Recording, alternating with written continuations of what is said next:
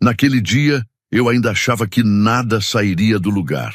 Ao amanhecer, 14 carros que haviam sido transferidos para o meu nome dias antes estavam estacionados na frente da garagem do meu avô, que sempre cuidou daquele lugar sozinho por anos, bloqueando completamente a entrada e formando uma barreira de carros velhos enferrujados. A papelada havia sido assinada através de uma empresa do meu irmão, o que tornava a situação legalmente difícil de contestar de imediato. Meu irmão rico, CEO, chamou aquilo de caridade. Meu pai olhou para a bagunça, depois para mim e disse: "Agora isso é com você, se vira." Ali eu entendi a verdade. Eles não queriam só o terreno, queriam que eu me sentisse pequeno o bastante para abrir mão dele. Mas deixaram passar algo que não deveriam. Eles nunca verificaram o que estava escondido dentro da sucata que jogaram na minha porta. Eu costumava achar que a pior coisa que a família podia fazer era tirar algo de você. Estava errado.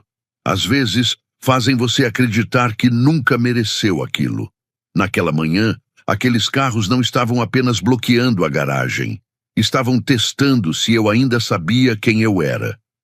Antes de continuarmos, me diga de onde você está ouvindo e que horas são aí. Depois, presta atenção porque a situação que usaram para me humilhar acabou sendo o motivo pelo qual saí de lá com um ativo valioso que fazia parte dos erros do meu irmão. Na primeira segunda-feira de março, abri a oficina mecânica Orson Vale como sempre fazia. Girei a velha chave de latão, levantei a porta até a metade e esperei a corrente parar de tremer. O lugar ficava perto da Avenida Mahoning, em Youngstown, onde os prédios antigos de tijolo ainda carregavam marcas de tempos melhores. O asfalto do lado de fora era cheio de rachaduras. O cascalho nunca parava no lugar. O bordo na frente afundava um pouco mais a cada inverno. Mesmo assim, eu gostava dali. A garagem tinha cheiro de óleo de motor, café frio, borracha e madeira antiga. Pode parecer estranho para alguns, mas para mim era o cheiro das mãos do meu avô. Orson Vale construiu aquela garagem antes de eu nascer. Ele guardava um livro rasão vermelho na gaveta debaixo da bancada, onde anotava cada serviço, cada promessa e cada cliente que precisava de mais tempo para pagar. O livro ainda está lá. Não uso mais para contabilidade. Guardei porque certas coisas lembram um homem do tipo de nome que ele precisa sustentar. Meu irmão mais velho, Corvin Mercer, carregava esse nome de outro jeito. O nome dele aparecia em outdoors. O meu, em recibos de troca de óleo. Corvin Mercer comandava o Mercer Automotive Group, uma rede de concessionárias com fachadas de vidro brilhante, cafeterias, pisos impecáveis e vendedores que falavam de valores familiares como se estivessem seguindo um roteiro. Ele usava ternos sob medida. Eu vestia camisas de trabalho com graxa nos punhos. Ninguém na minha família nunca me chamou de preguiçoso. Isso seria fácil de desmentir. Me chamavam de prático, simples, confiável. Palavras que as pessoas usam quando querem seu esforço, mas não sua opinião. Naquela tarde, um mensageiro deixou uma pasta do advogado do meu pai. Lenora fazia a lição de casa na escrivaninha atrás do balcão. Tinha 11 anos. Era observadora, ficava quieta quando pensava e percebia coisas que os adultos tentavam esconder. Abri a pasta achando que eram documentos de imposto. Não eram. Era um resumo da propriedade da garagem. Corvin Mercer Vale, herdeiro estratégico. Holden Pierce Vale, representante da família. Dashiell Rowan Vale, zelador temporário. Li aquela última parte 2 vezes. Zelador temporário. 11 anos consertando o telhado, pagando seguro, lidando com cano congelado, atendendo guincho de madrugada e impedindo que a placa do meu avô caísse. 11 anos recusando propostas de compradores oportunistas e construtoras. 11 anos ocupando um lugar onde minha família nunca quis estar, pelo menos não oficialmente. E mesmo assim, eu era temporário. Lenora chegou mais perto, ainda com o lápis na mão. Papai, por que está escrito isso? Tentei responder de forma leve. Esses papéis às vezes vêm cheios de erro. Ela não sorriu. Dobrei o documento com cuidado. Foi assim que aprendi a lidar com a dor.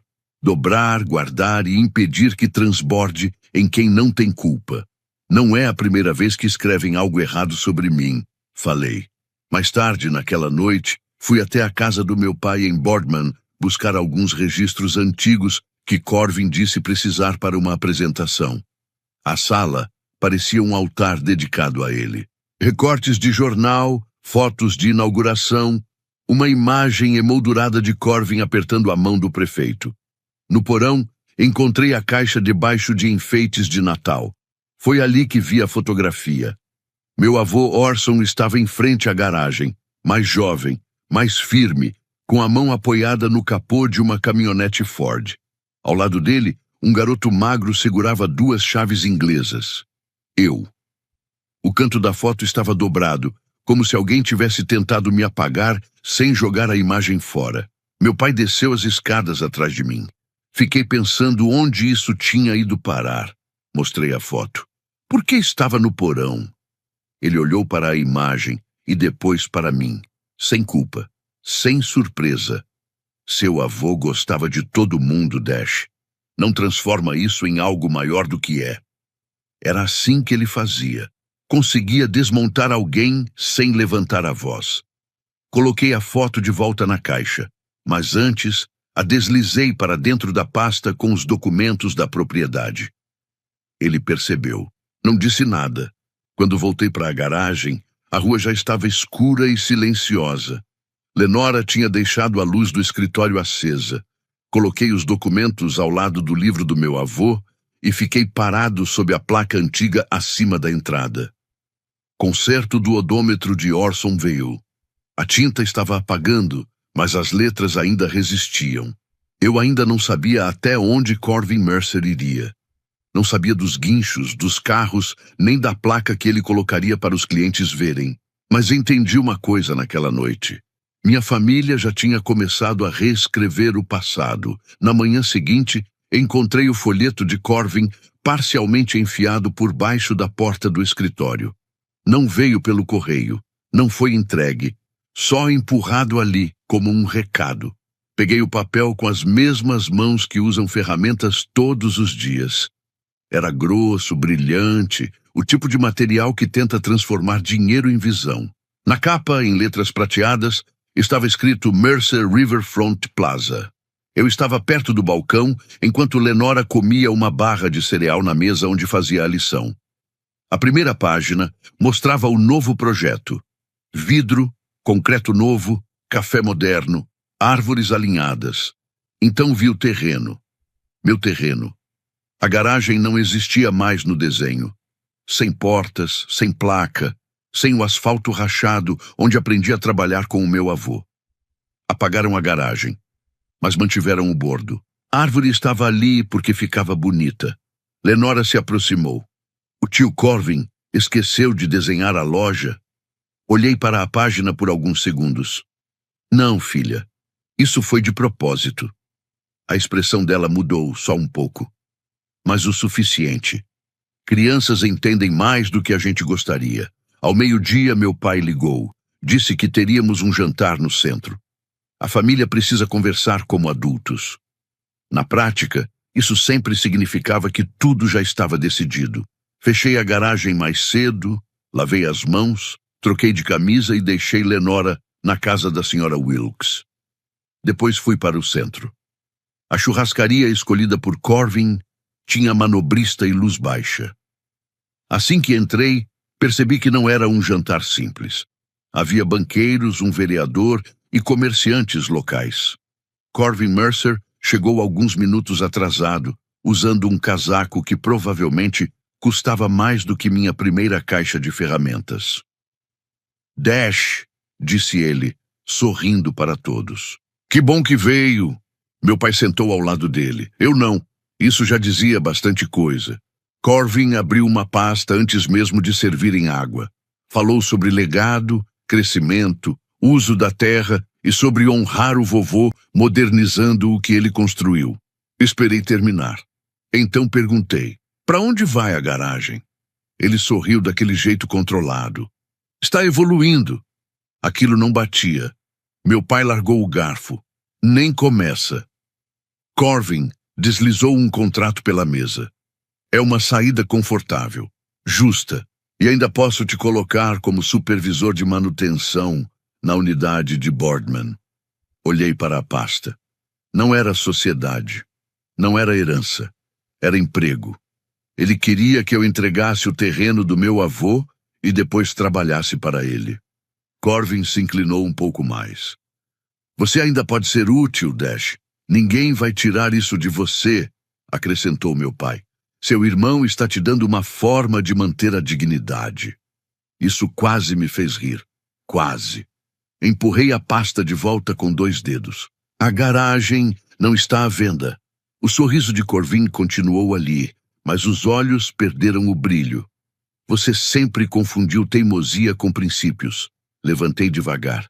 E você sempre confundiu aparência com caráter. Ninguém na mesa se mexeu. Ao redor, o ambiente seguia no mesmo ritmo. Talheres batendo, música baixa, gente fingindo que não escutava.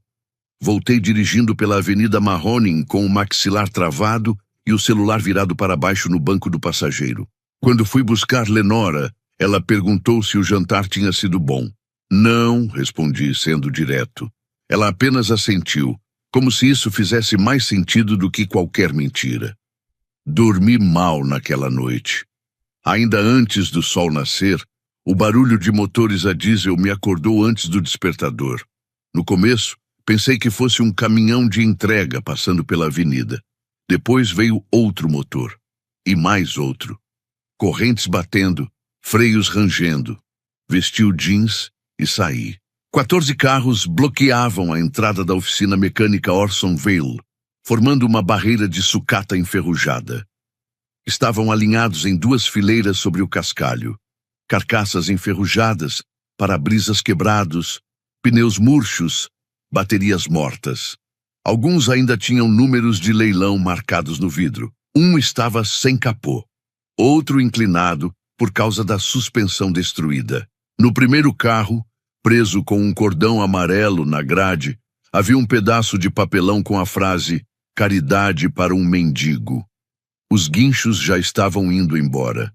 Um dos motoristas olhou para mim por um segundo e desviou o olhar.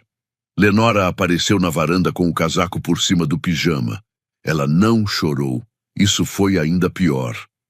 Papai, ela disse baixo, estão tentando enterrar a garagem? Do outro lado da rua, cortinas se mexeram. Um homem com um cachorro parou na esquina. Uma mulher levantou o celular para filmar.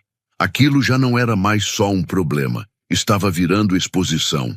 Então, o carro de Corvin parou. Ele desceu com luvas de couro, sapatos limpos e uma expressão quase divertida. Pensei em te ajudar com o inventário, disse. Algo mais à sua cara. Não respondi. Meu pai chegou poucos minutos depois. Ainda não sei quem avisou. Talvez Corvin. Talvez ele já soubesse. Howden parou ao lado do primeiro carro e leu a placa. A boca mal se mexeu. Depois olhou para mim. Agora isso é com você, se vira. Sempre foi mais a sua cara do que aquela terra.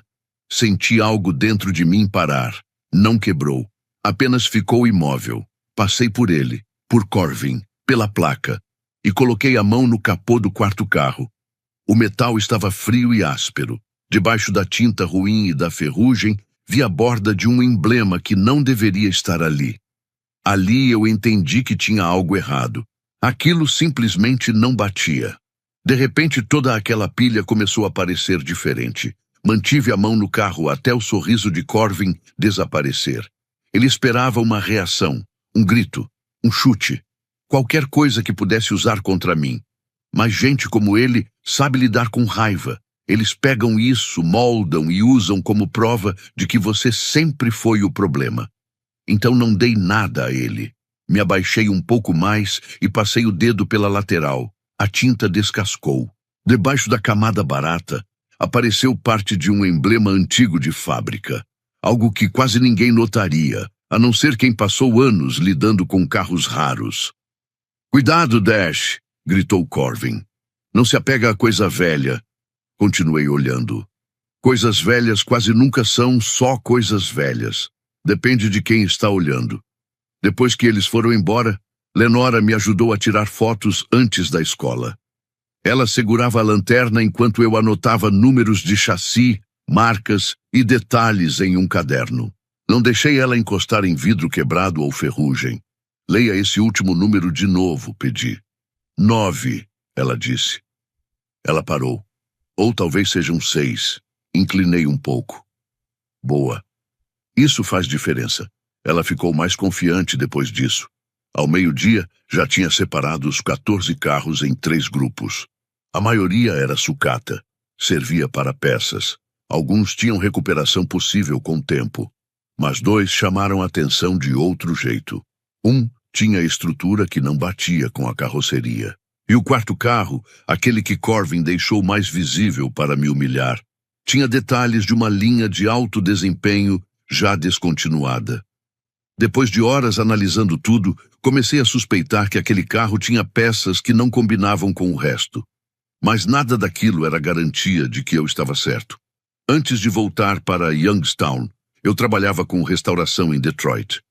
Não era troca de óleo ou serviço rápido. Eram restaurações completas, feitas peça por peça. Carros que chegavam como sucata e saíam com valor alto e documentação pesada. Não saí de lá por fracasso. Saí quando minha esposa ficou doente. Depois que ela morreu, Lenora ainda era pequena. E a garagem precisava de alguém que entendesse o que aquilo significava. Minha família transformou isso em fraqueza, porque era mais conveniente para eles. No fim da tarde, fui até o arquivo de veículos apreendidos do condado. Levei café para o atendente, preenchi tudo com calma e pedi o histórico dos carros. A papelada começou a mostrar um padrão estranho. Se aquilo estivesse certo, eu não estava apenas lidando com sucata.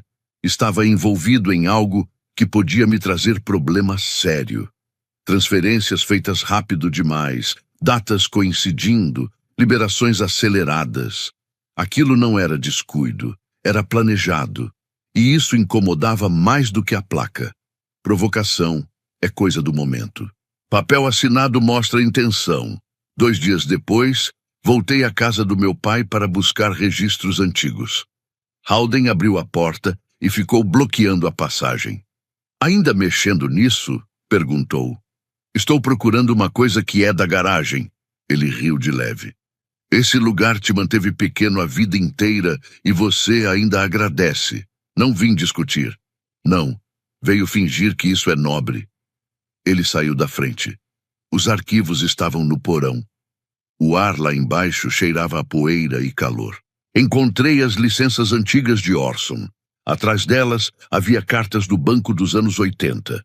O nome do meu pai estava em todas. Dívidas, garantias, um negócio que fracassou. Então encontrei um bilhete escrito à mão por Orson, preso a um documento. Proteger a garagem dos credores de Halden. Preservar o funcionamento. Dachelle entende do assunto. Li aquilo 3 vezes. Meu nome, não o de Corvin. Não o de Halden, o meu. Ouvi passos na escada. Meu pai viu os papéis na minha mão e por um instante hesitou. Isso é coisa antiga, disse. O vovô protegeu a garagem de você. O maxilar dele travou. Eu cometi um erro. Isso acontece. Então por que ninguém me contou? Porque você ia transformar isso em mais uma história sobre você. Mostrei o bilhete. Ele escreveu meu nome. Halden desviou o olhar. Seu avô gostava de gente paciente. Você chama isso de esconder. Não, respondi baixo. Você chama isso de esconder, porque só valoriza a vitória quando alguém está olhando.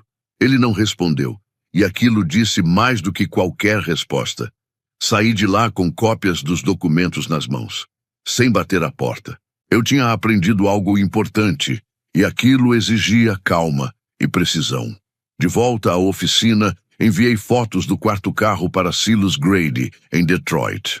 Silas tinha me ensinado mais sobre chassis raros do que qualquer manual jamais conseguiria. Ele ligou 10 minutos depois. Dash, disse ele com a voz mais baixa que o normal. De onde veio isso?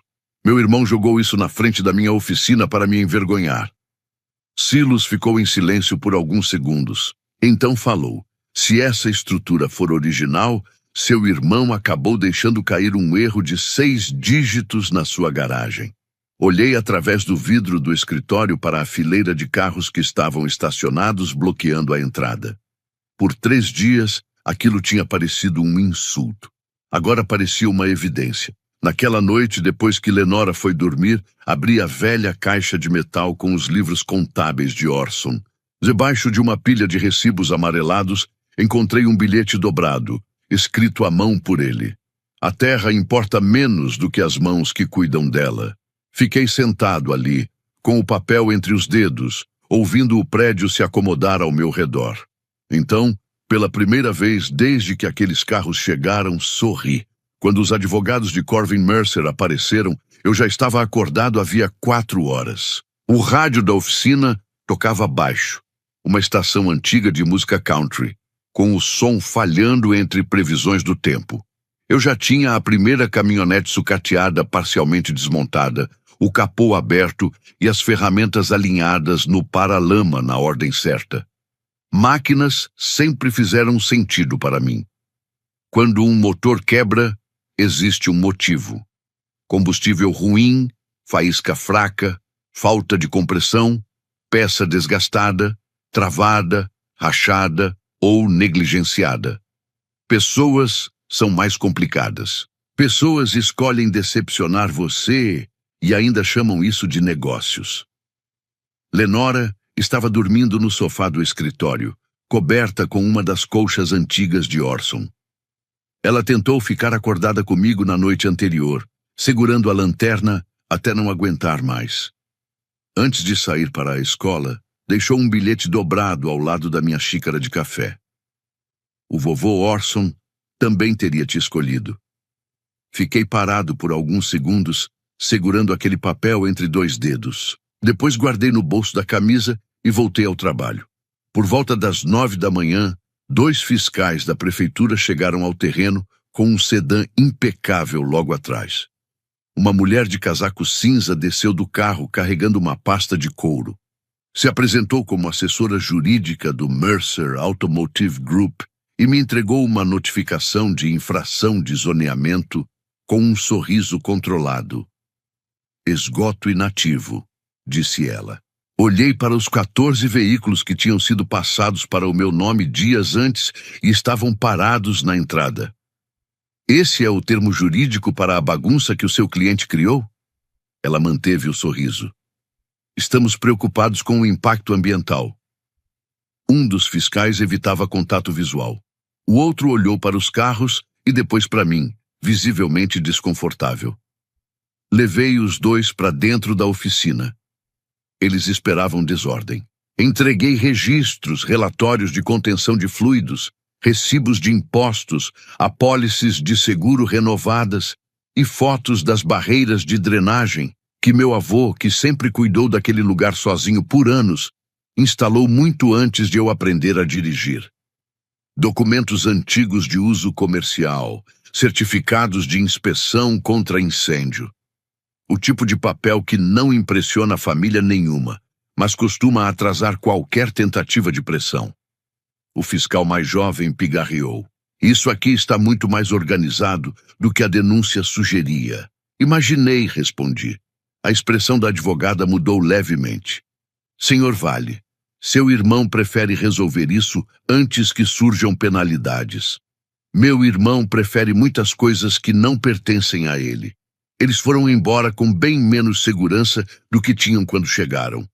1 hora depois, Corvin Mercer apareceu em seu utilitário preto.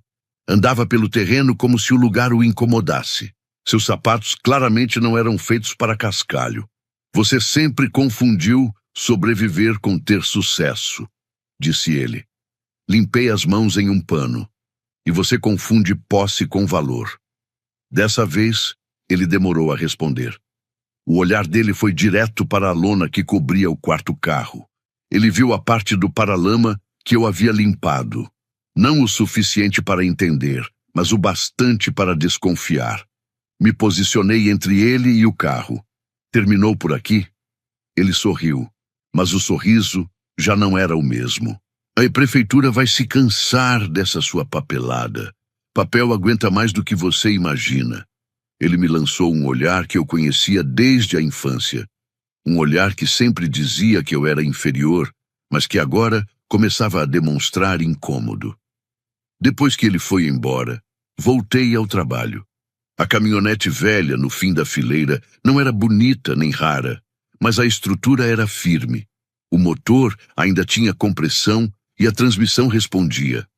No fim da tarde, consegui fazer o motor reagir. À noite, ele já mantinha uma marcha lenta, estável o suficiente para fazer o chão vibrar sob minhas botas. Na tarde seguinte, um siderúrgico aposentado chamado Vernon Hale apareceu depois de ver o anúncio. Deu 2 voltas na caminhonete, quase sem falar nada, e apontou para os tubos de freio limpos e as correias novas. Você fez direito. Eu tentei. Por que não vender mais caro? Porque alguém precisa usar, não só posar do lado. Vernon contou o dinheiro ali mesmo no escritório. Não tentou negociar. Apertou minha mão com firmeza. Aquilo não mudava minha vida, mas respeito muda o jeito que um homem respira. Depois que ele foi embora, sentei e comecei a fazer contas.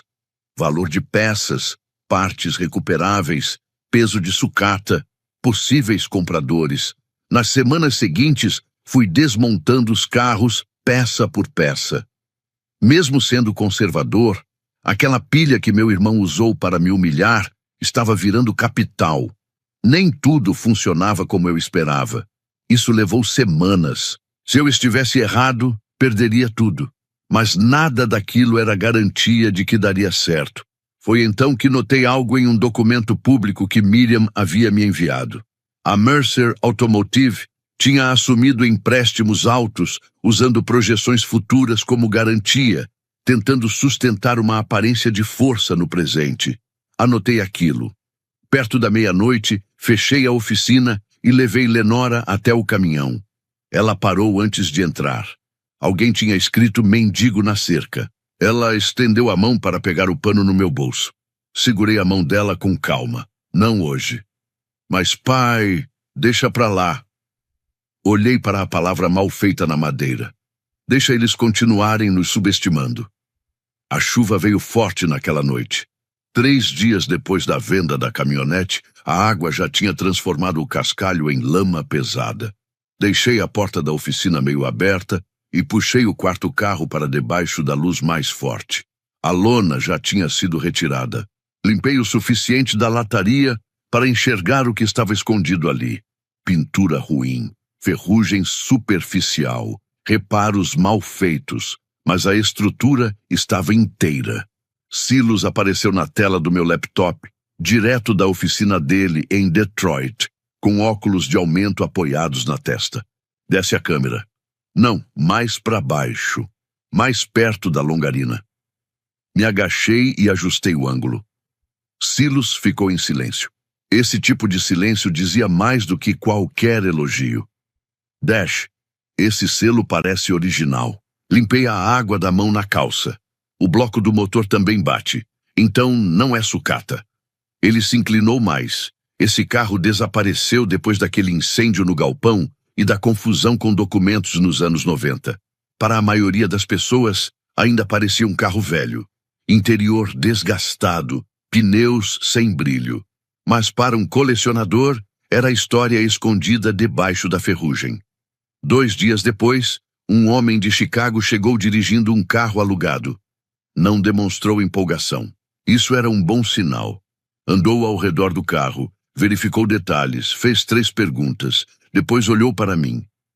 Posso pagar 142 mil. A oficina ficou em silêncio. Eu não sorri.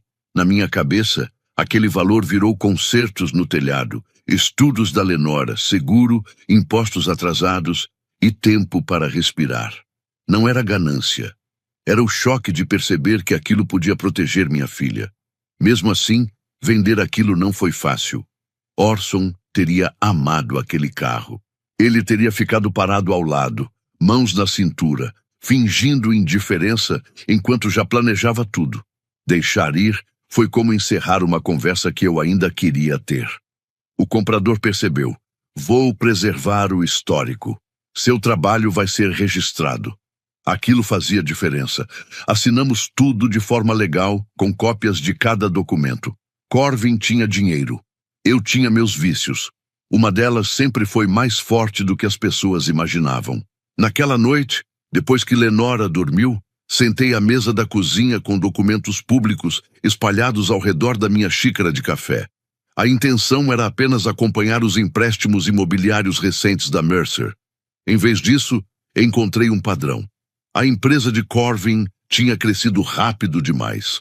Um novo showroom em Boardman, um centro de serviços de luxo perto de Cleveland, um terreno comercial ligado ao projeto Riverfront. Cada passo dependia do seguinte: como alguém caminhando sobre gelo fino só porque gosta do som das rachaduras. Liguei para Miriam Voss, uma contadora que conheci nos antigos círculos de restauração de Detroit.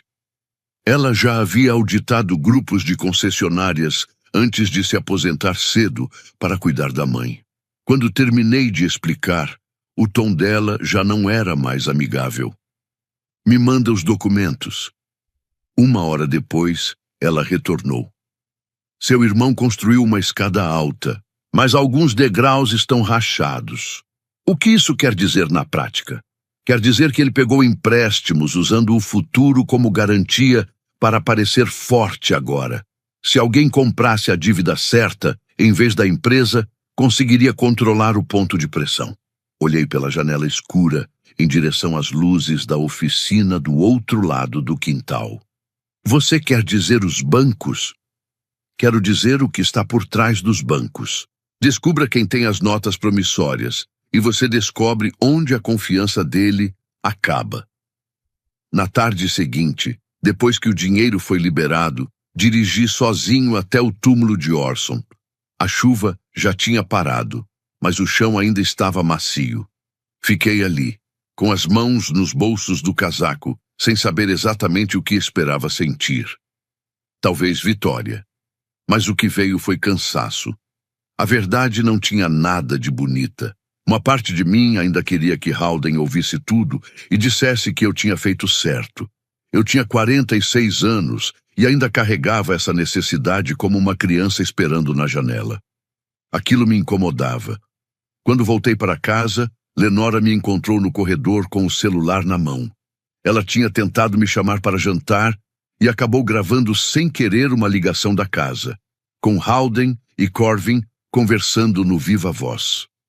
O rosto dela estava pálido. Pai, acho que você precisa ouvir isso. A voz de Howden veio primeiro. Ele vai vender. Homens como Dashiell sempre cedem em silêncio. Reproduzi uma vez, depois outra. Lenora me observava, preocupada. Mas eu não desmoronei. Salvei o arquivo, fiz backup e organizei por data. Na noite seguinte, o SUV de Corvin entrou no estacionamento pouco antes do fechamento. Ele andava mais devagar que o normal, olhando as vagas vazias, a garagem coberta e a nova fechadura do escritório. Os rumores já tinham chegado até ele. "O que você está planejando?" perguntou. Limpei a graxa das mãos e deixei o pano na bancada. A mesma coisa de sempre. Consertar o que alguém tentou destruir. Ele me encarou por alguns segundos. Dessa vez, não riu antes de ir embora. Na semana seguinte, mudou de estratégia. Parou de tratar a garagem como algo sentimental. Parou de me fazer propostas em restaurantes. Parou de fingir que era só uma briga de família. Ele me transformou em um problema público. Descobri às 6h15 da manhã de uma segunda-feira no escritório com a primeira xícara de café, quando o celular começou a vibrar sem parar. Uma mensagem de cliente, depois outra, depois chamadas perdidas de gente que só ligava quando o carro quebrava. Vernon Hale me mandou um link. Já viu isso? A manchete vinha acompanhada de uma imagem aérea da minha propriedade. Visual degradante no bairro atrasa o progresso na zona de revitalização de Youngstown. A foto mostrava os carros, mas não mostrava as marcas de reboque, nem as reclamações, nem quem colocou aquilo ali. Cortaram a imagem de um jeito que fazia a oficina de Orson parecer enterrada em lixo, como se tudo fosse culpa minha. Os comentários já estavam acumulando. Aquele homem precisa de ajuda. Como isso é permitido? Tem gente que não quer ver a cidade melhorar. Fiquei ali, com o café esfriando na mão, vendo estranhos decidirem quem eu era antes do café da manhã. Às 9 horas, a senhora Adler cancelou um serviço. Às 10h30, um fornecedor disse que meu pedido ia atrasar. No almoço, um cliente antigo passou devagar na frente da oficina e foi embora. Ali eu entendi. Corvin tinha levado a briga para a rua. Humilhação em privado machuca. Em público, começa a mudar sua vida. Naquela noite, vi meu pai em um programa local de negócios, transmitido do escritório improvisado na garagem. Ele estava sentado ao lado de Corvin Mercer no showroom principal, com as luzes refletindo nos carros atrás deles. O apresentador elogiava a visão de revitalização da Mercer Automotive. Howden olhou para a câmera e disse: "Algumas pessoas confundem nostalgia com responsabilidade." Ele não disse meu nome. Não precisava. Desliguei o som e fiquei em silêncio. Lá fora, os carros sucateados eram sombras sob a luz do estacionamento. Por alguns minutos, pensei em desistir. Chega de advogados. Chega de ver Lenora fingindo que não se importava. Chega de vizinhos tratando o nome do meu avô como um problema. Se eu assinasse os papéis, Corvin chamaria de crescimento. Howden chamaria de maturidade. A prefeitura chamaria de solução. E eu passaria o resto da vida sabendo que tudo aconteceu exatamente como eles queriam. Essa era a armadilha. Se eu reagisse, poderia expor a família. Se ficasse em silêncio, minha filha aprenderia que gente decente abaixa a cabeça. Nenhuma das duas opções parecia certa. Na tarde seguinte, Lenora chegou da escola animada demais. Foi aí que percebi que algo não estava bem. Ela largou a mochila, falou sem parar. Perguntou se eu precisava de ajuda. Mais tarde, encontrei ela no banheiro da oficina enxugando o rosto. Não abri a porta completamente. "Filha." Ela respirou fundo. "Um menino disse que a mãe viu na internet que a gente é a família do ferro velho." Fechei os olhos por um segundo. Ela saiu e me olhou como se estivesse perguntando algo maior. Por que as pessoas tratam gentileza como fraqueza? Aquilo me atingiu mais do que qualquer manchete. Eu conseguia lidar com estranhos, conseguia lidar com Corvin, mas ver isso marcando minha filha foi diferente. Na manhã seguinte, coloquei o contrato de venda sobre a mesa. Destampei a caneta. Minha mão ficou parada perto da assinatura por mais tempo do que eu gostaria. Então, Miriam ligou. "Não assina." "Bom dia para você também." "Estou falando sério. A Mercer vai passar por revisão contratual. As projeções não bateram de novo. Se os credores ficarem inseguros, o dinheiro trava." Olhei para o chão da oficina. "Então ele não está atacando porque é forte." "Não, ele está atacando porque precisa do seu terreno para sustentar a história." Depois daquela ligação, algo mudou. Não fui para a internet me defender. Não tentei convencer ninguém. Comecei a reunir provas, registros, inspeções, históricos, e-mails, fotos dos carros no dia em que chegaram, a gravação de Howden, dados de empréstimos públicos. Não por vingança, por sobrevivência. Na quinta-feira à noite, Corvin organizou uma reunião de reurbanização perto do rio. Fui até lá e fiquei no fundo. Tudo parecia elegante. Painéis, café, apresentação. Um dos associados comentou: "Algumas pessoas se agarram à ferrugem porque têm medo do progresso." Alguns riram. Então Vernon Hale se levantou, boné na mão, postura firme. "Sabe o que é curioso sobre ferrugem? Normalmente significa que algo durou tempo suficiente para importar." O silêncio tomou conta da sala. A expressão de Corvin não mudou, mas os dedos dele apertaram o púlpito. Aquele momento me mostrou uma coisa. Ele não controlava todas as vozes da cidade. Voltei para a garagem depois da meia-noite. A cerca ainda estava rabiscada com uma tinta preta feia. Peguei um pincel e uma lata de tinta cinza que tinha sobrado na prateleira. Fui cobrindo as letras devagar. Primeiro o G, depois o segundo G, depois o A, depois o R. Parei antes das duas primeiras letras. B. Fiquei ali, parado sob a luz fraca do quintal, enquanto a tinta secava em marcas irregulares.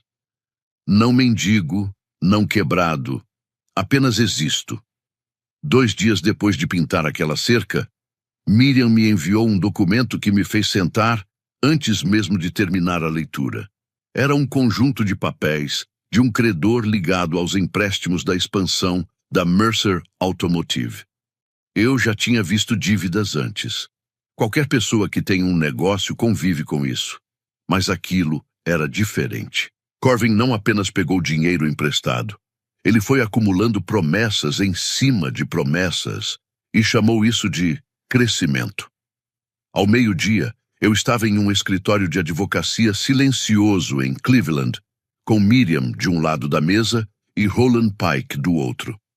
Roland era um advogado especializado em aquisições, com cabelo grisalho, mãos firmes e uma voz que fazia até as piores notícias soarem controladas.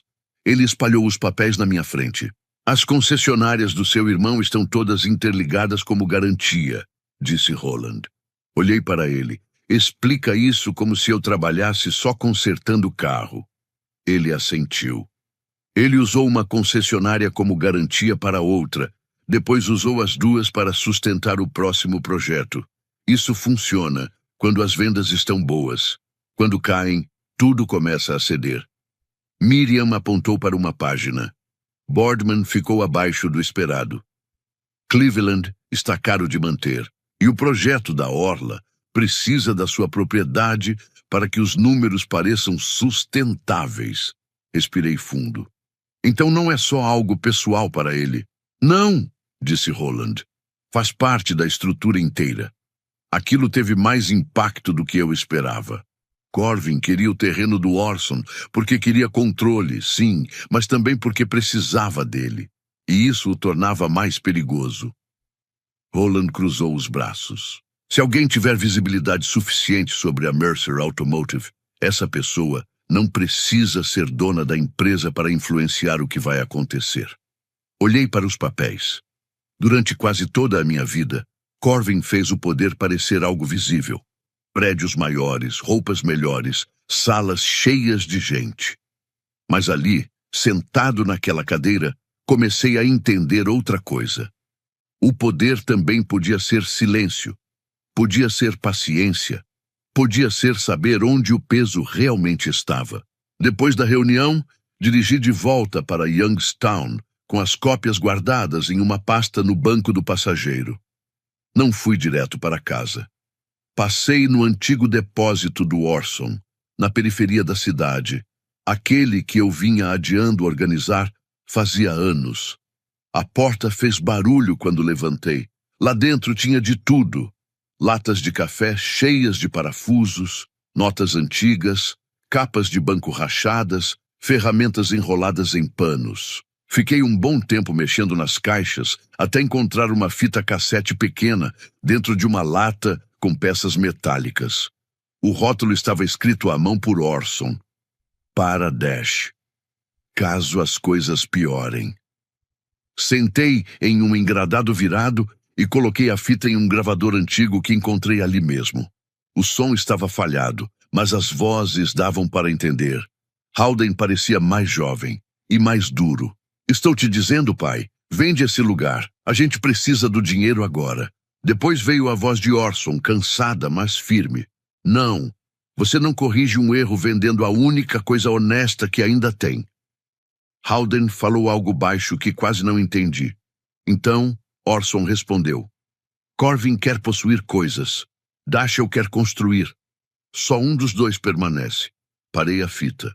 Fiquei ali sentado por um tempo, com poeira nas botas e aquela frase ecoando. Passei anos tentando provar algo para o meu pai. Achava que, se eu trabalhasse mais, se fosse mais útil, se incomodasse menos, talvez um dia ele me visse de outro jeito. Orson já sabia de tudo. Isso não trouxe os anos de volta. Não mudou os jantares, nem os olhares, nem os comentários disfarçados. Mas despertou algo dentro de mim. Não era raiva, era algo mais pesado. Talvez fosse aceitação. Quando escureceu, a Mercer Automotive anunciou um evento para celebrar a continuidade do legado da empresa no showroom principal. Imprensa, investidores, autoridades locais. A equipe do Corvin divulgou imagens que ainda mostravam minha garagem apagada, como se o negócio já estivesse resolvido. Ele queria fazer parecer inevitável. Dessa vez, não entrei em desespero. Liguei para Roland. Pode iniciar a compra da nota promissória. Você sabe o que isso significa? Ele perguntou. Significa que eu paro de tentar impedir a máquina na frente e começo a entender como ela funciona. Ele ficou em silêncio por um instante. Boa decisão. Lenora estava sentada no balcão fazendo tarefa. Olhou para mim depois que desliguei. Você está diferente. Diferente como? Ela me analisou com aquele jeito direto de criança. Como se você não estivesse mais esperando permissão. Quase ri, mas segurei. Você parou de pedir para ser aceita? Olhei pela janela do escritório para o chão da oficina, para as ferramentas do Orson, para os carros que Corvin tinha jogado ali tentando me diminuir. Talvez eu finalmente esteja me vendo. Mais tarde, passei de carro na frente da loja do Corvin e vi funcionários colocando banners. Legado, visão, progresso familiar. Palavras bonitas escondem muita coisa. Quando voltei, coloquei a fita do Orson junto do livro de registros. Depois caminhei até a cerca pintada e cobri as 2 últimas letras. Elas desapareceram. Não porque eu esqueci, mas porque eu não precisava mais daquilo.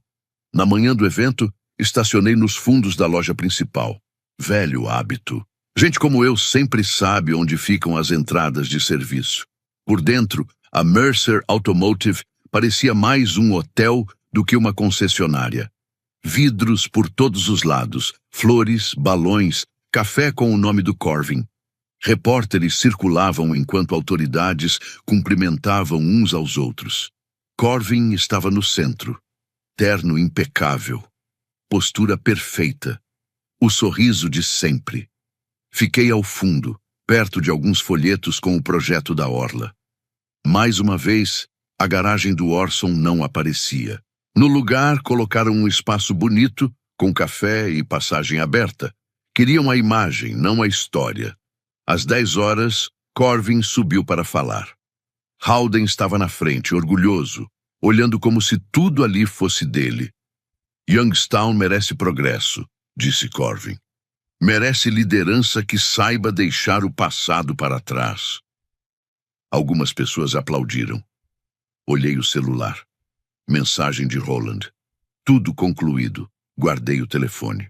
Corvin continuava falando, mas poucos minutos depois, uma mulher da equipe financeira entrou e cochichou algo para um dos executivos. Ele ficou pálido. Saiu rápido. Outro entrou. Depois vieram 2 representantes do banco com pastas. Corvin viu. Continuou falando. Mas algo mudou. Uma palavra falhou. O sorriso demorou meio segundo a mais. Quem vive de aparência teme uma coisa acima de tudo: ser observado perdendo o controle. Os repórteres começaram a mexer nos celulares. Alguém comentou sobre revisão financeira. O clima mudou. De forma sutil, mas clara. O financiamento da Mercer Automotive havia sido congelado enquanto os contratos eram revisados. Várias notas ligadas a unidades com baixo desempenho tinham sido adquiridas por canais organizados por Roland. A estrutura que sustentava o discurso de Corvin já não estava firme. O império não caiu de uma vez, mas passou a ser questionado. E para alguém como ele, isso era pior. Diante de todos, Corvin tentou concluir. Falou sobre confiança e compromisso. Mas ninguém mais ouvia do mesmo jeito. Seus olhos cruzaram com os meus lá no fundo do salão. Não sorri. Não levantei pasta nenhuma. Só permaneci ali, parada, observando. Cerca de 20 minutos depois, ele me chamou para dentro da sala de vidro com vista para o showroom. Do lado de fora, as pessoas conversavam em voz baixa, entre xícaras de café e grupos de investidores. Corvin fechou a porta com força suficiente para fazer as persianas vibrarem. Perguntou se eu tinha planejado aquilo. Respondi que não. Aquilo tudo começou no momento em que ele passou a tratar pessoas como coisas que podia usar e descartar. O rosto dele endureceu. Disse para eu parar com aquele discurso moralista. Perguntou se eu realmente achava que o avô tinha me escolhido por mérito. Disse que tinha sido pena. Era nisso que ele queria acreditar. Deu um passo na minha direção. Disse que criou empregos, que construiu lugares, que levantou algo que as pessoas respeitavam. Respondi que ele consertava números, mas eu consertava coisas reais. Disse que nunca precisei parecer melhor que ninguém, só precisava ser honesta. Por um instante, ele deixou de parecer um executivo e voltou a ser o garoto que não suportava ver Orson me entregando ferramentas. Disse que Orson confiava em mim. Ficou em silêncio por um momento e depois repetiu que não importava o que ele fizesse. Aquela confiança nunca tinha sido dele. Ali ficou claro. Não era sobre terra, não era sobre empresa. Era algo muito mais antigo. Uma ferida antiga, agora vestida com um terno caro. Ele desviou o olhar para o salão, onde funcionários tentavam acalmar banqueiros e repórteres. Perguntou o que eu queria dele. Um mês antes, talvez eu quisesse um pedido de desculpas. Uma semana antes, talvez eu quisesse ver medo. Mas naquele momento, vendo tudo desmoronar ao redor dele, percebi que queria algo menor e mais difícil. Queria que o dano parasse. Abri a pasta que tinha levado e coloquei sobre a mesa. Expliquei que era uma proposta de estabilização. Eu assumiria o controle operacional das unidades problemáticas ligadas às garantias. Os funcionários continuariam. Os fornecedores seriam pagos. O projeto da Orla seria revisto sem envolver o terreno de Orson. Ele teria que se afastar das decisões de expansão até o fim da análise dos credores. Ele encarou os papéis e perguntou se eu estava tentando comprar a empresa dele. Respondi que não. Disse que estava tentando impedir que ele arrastasse todo mundo junto com o próprio orgulho. Aquilo atingiu em cheio. Não porque foi agressivo, mas justamente porque não foi. Antes que ele respondesse, a porta abriu. Halden entrou. Parecia mais velho do que horas antes. O salão lá fora estava tomado por aquele tipo de tensão que muita gente prefere chamar de incerteza. Ele olhou para Corvin, depois para mim, depois para os documentos na mesa. Pela primeira vez, não tinha uma resposta pronta. Disse que sempre achou que manter a cabeça baixa era falta de ambição. Peguei minha pasta de volta e respondi que não. Disse que isso só significava estar ocupado carregando o que precisava ser carregado. Ele me olhou de um jeito diferente. Não foi carinho nem arrependimento, mas também não havia mais aquela certeza antiga. E aquilo já mudava alguma coisa. Do lado de fora, funcionários começavam a retirar placas provisórias próximas à entrada. Uma delas caiu no chão, sujando de lama perto do meio-fio. Nela estava escrito que o progresso começava ali. Continuei andando sem parar, porque progresso de verdade nunca começou em vidro e luz bonita. Sempre começou em lugar frio, em silêncio, em trabalho que ninguém vê. Começa quando alguém escolhe fazer o certo, mesmo quando seria mais fácil escolher o contrário. Naquela noite, sentei sozinha na bancada do Orson com o livro de registros, a fita cassete e o bilhete da Lenora à minha frente. A porta lateral abriu devagar. Lenora entrou carregando uma placa de madeira que ela mesma tinha pintado. As letras estavam tortas, mas havia cuidado ali. Fiquei olhando mais tempo do que ela esperava. Depois, estendi a mão e segurei a dela. Na manhã seguinte, voltei ao trabalho. Pode parecer pouco depois de tudo o que aconteceu, mas para mim aquilo importava. Não queria ficar acompanhando notícias sobre a Mercer Automotive. Não queria reviver cada detalhe. Queria algo simples, um carro no elevador, um problema real na minha frente. Máquina não finge. Ou funciona ou não funciona. Por volta das 8:30 da manhã, enquanto ajustava um fio, ouvi o som de pneus na brita. Olhei para a porta e vi meu pai chegando com uma caixa de metal nas mãos. Reconheci na hora. Orson guardava aquela caixa debaixo da mesa quando eu era criança. Nunca deixava abrir. Dizia que algumas coisas tinham um momento certo. Howden entrou sem aquela postura de sempre.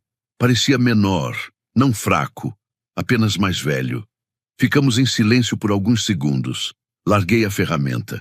Ele colocou a caixa na bancada. Disse que aquilo era do meu avô. Eu disse que sabia. Ele encostou na tampa, hesitou, como se aquilo pesasse mais do que parecia. Disse que passou a vida acreditando que precisava parecer forte o tempo todo. Disse que Corvin seguiu esse caminho, ou pelo menos foi o que ele pensou. Esperei. Ele disse que eu tinha feito diferente. Disse que eu permaneci, que trabalhei em silêncio, que resolvi o que precisava ser resolvido. Admitiu que interpretou isso como falta de ambição.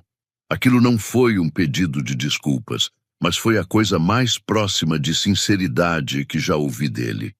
Ele abriu a caixa. Dentro havia fotos, anotações antigas, recibos, registros de concertos e o contrato original do terreno, feito para impedir que a garagem fosse vendida em momentos difíceis. No fundo, havia um envelope com o meu nome. Abri devagar. Orson tinha escrito que, se aquilo chegasse até mim tarde, era porque tinham passado anos tentando me convencer de que pessoas quietas desaparecem. Disse para eu não acreditar nisso. Li 2 vezes antes de guardar. Meu pai disse que Orson sempre me enxergou melhor do que ele. Aquilo não devolvia o passado, não consertava os anos, mas explicava muita coisa. Disse que ainda não estava pronta para fingir que tudo estava resolvido. Ele concordou. Foi o mais perto de paz que chegamos. Nas semanas seguintes, a Mercer Automotive entrou em reestruturação. Algumas unidades foram unificadas. Pagamentos passaram a seguir novos acordos. Os funcionários continuaram, o que para mim era o mais importante. Corvin se afastou das decisões de expansão enquanto tudo era revisado. Ele não caiu de forma dramática. Perdeu algo mais difícil de recuperar: o controle. Algum tempo depois, ele apareceu sozinho na garagem. Sem carro chamativo, sem assistente, sem aquela postura calculada. Parou diante da placa que Lenora tinha feito e leu em silêncio. Perguntou se tinha sido ela. Confirmei. Ele olhou em volta e perguntou se eu já tinha odiado ele. Demorei um pouco para responder. Disse que não. Talvez por isso tivesse doído tanto. Ele não discutiu. Disse que passou anos tentando me diminuir para se sentir maior. Admitiu que era um jeito caro de viver. Não houve abraço. Não houve perdão bonito, nem final perfeito. Ele foi embora poucos minutos depois. E eu deixei. Algumas coisas não precisam de barulho para se encerrar. No começo de maio, a cidade começou a mudar com a chegada da primavera. Lenora me ajudou a pintar a entrada da garagem. Um vizinho apareceu com café e comentou sobre o carro que tinha comprado comigo. Disse que funcionava melhor do que muitos novos. As pessoas que antes só observavam agora cumprimentavam. Eu retribuía. Mas não esquecia. A opinião dos outros muda rápido. Reconstruir a própria confiança leva mais tempo. Certa noite, organizando os papéis do Orson, encontrei de novo o documento antigo que me chamava de responsável temporária pelo lugar. Dessa vez, não doeu da mesma forma. Ele nunca quis dizer temporário, como os outros diziam. Ele confiou que eu manteria tudo de pé até o momento certo. No fim da tarde, eu e Lenora sentamos do lado de fora, perto do carro restaurado. Não vendi. Algumas coisas não são feitas para sair do lugar. A rua seguia tranquila. O vento balançava a árvore acima da gente. A placa antiga do Orson ainda estava ali, ao lado da nova. Lenora encostou no meu ombro e perguntou o que nós éramos agora. Olhei para a garagem, para as ferramentas, para tudo que tinha permanecido. Respondi que éramos aqueles que ficaram. Você já passou anos tentando provar seu valor para quem já tinha decidido não enxergar? Se já passou por algo assim, eu gostaria de ouvir.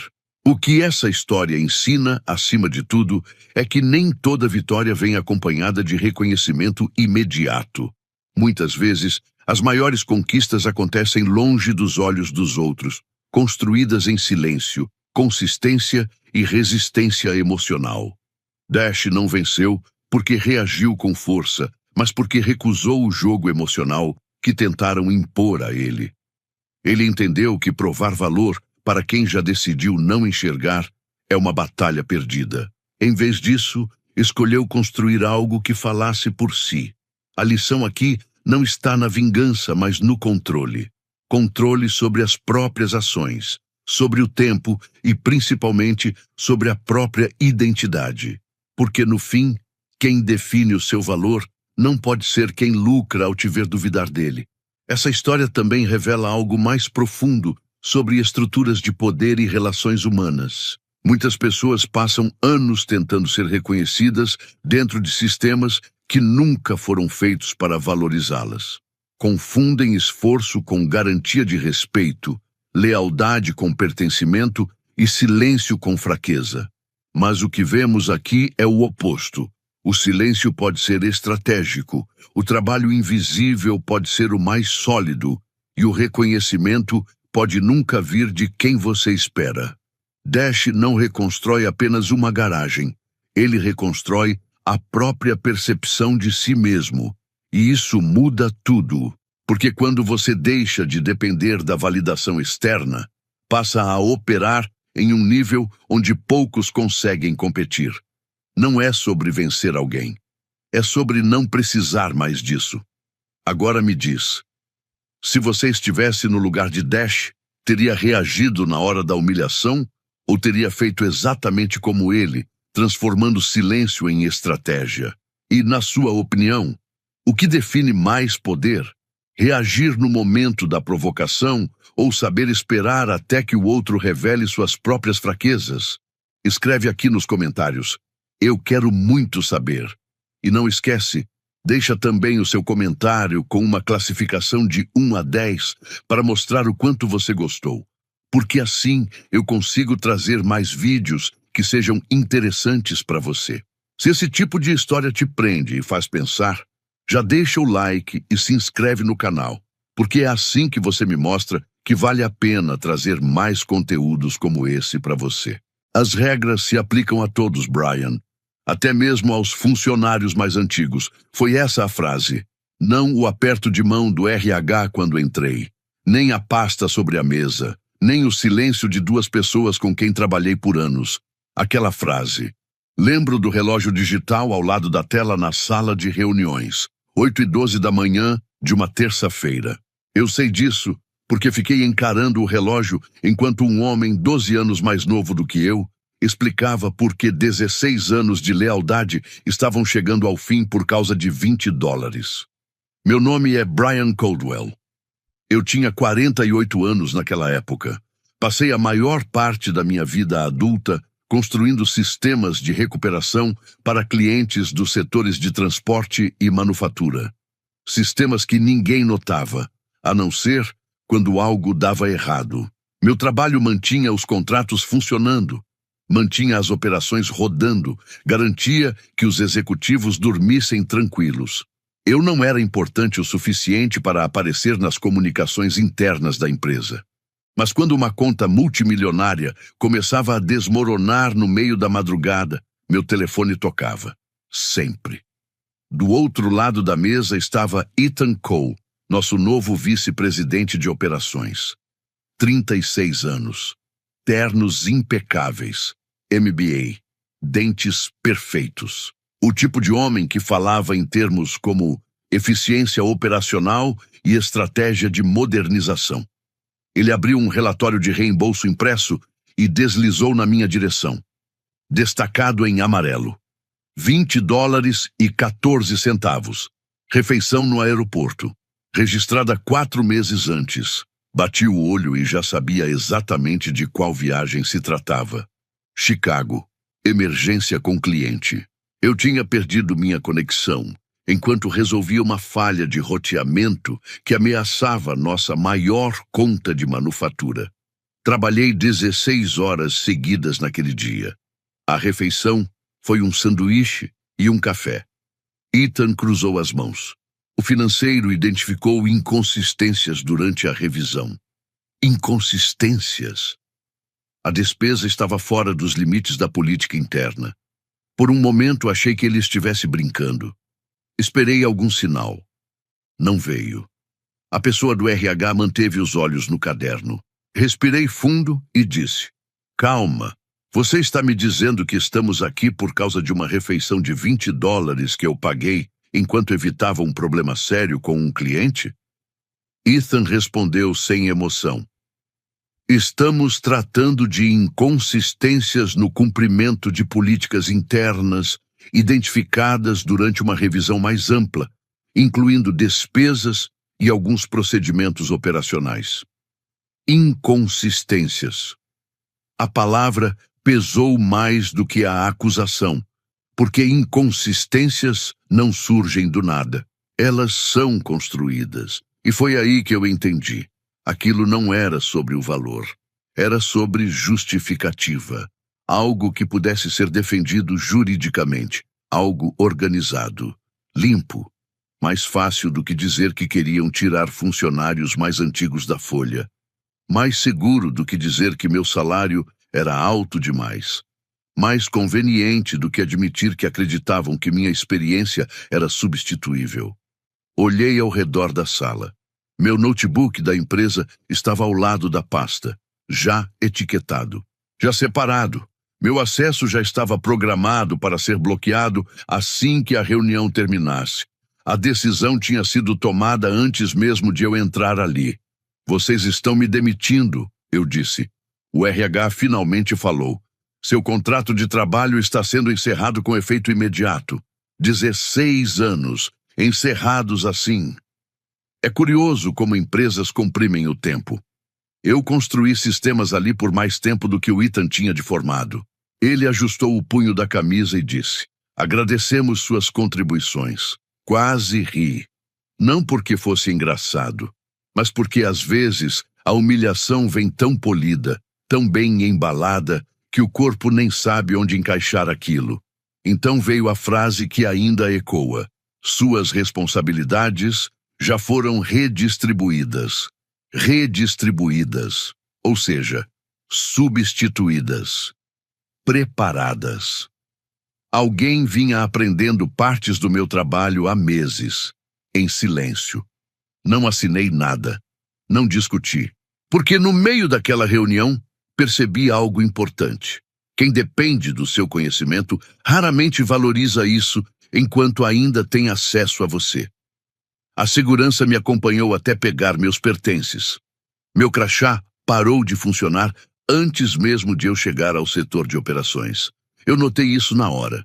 Perceber detalhes sempre foi parte do meu trabalho. E depois de anos, evitando problemas que ninguém via, saí carregando uma caixa de papelão. Pela primeira vez, em 16 anos, eu parei.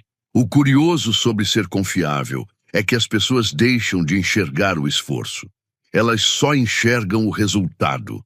Os sistemas funcionam. Os clientes ficam. A receita entra. Ninguém pergunta por quê. Entrei na Caldwell Logistics aos 32 anos. Na época, éramos menores, mais desorganizados, mais ambiciosos. Eu não era brilhante do jeito que executivos gostam de destacar. Eu não vendia, não liderava reuniões grandes, não era carismático. Eu resolvia problemas difíceis, e essa virou a minha marca.